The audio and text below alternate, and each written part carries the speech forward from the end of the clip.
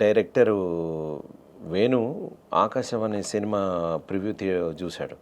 చూసినప్పుడు మన హీరో నాకు అక్కడే పరిచయం అయ్యాడు. పరిచయం అయినప్పుడు వేణుతో అన్నాడు, మదన్న చేశాడు, చాలా గొప్పగా చేశారు మైమ్ మధు గారు అని, అది ఇదని నా గురించి చెప్పినాడు. నాకు తెలుసు తను, ఎందుకంటే నా దగ్గర ఒకప్పుడు మైమ్ నేర్చుకోవాలని నా గురించి తెలుసు తనకి.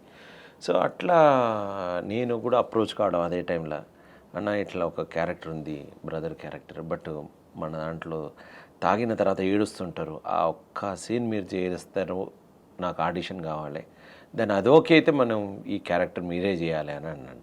సో అది చేసి చూపించాను. దెన్ ఈ లైక్డ్ ఇట్. దెన్ వెళ్ళాం.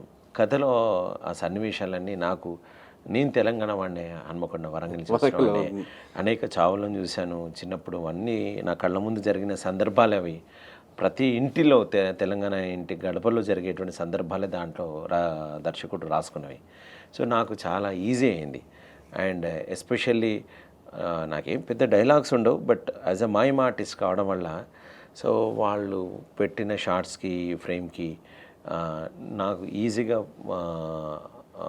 అన్వయించుకొని చేయడానికి. సినిమా డైలాగ్స్ లేకపోతే ఇంపాక్ట్ ఎక్కువ ఉంది మీరు, ఎందుకంటే ఆ డైలాగులు చాలా అంటే కామన్ డైలాగ్, బావోళ్ళు వచ్చిర్రు డబ్బు, అరే మరి దావత్ ఇయ్యాలి అనడం, ఆ క్లైమాక్స్ లో వెళ్ళి పట్టుకుని వేయడం, అంటే అన్నదమ్ముల మధ్య సెంటిమెంట్ చాలా బాగుంటుంది.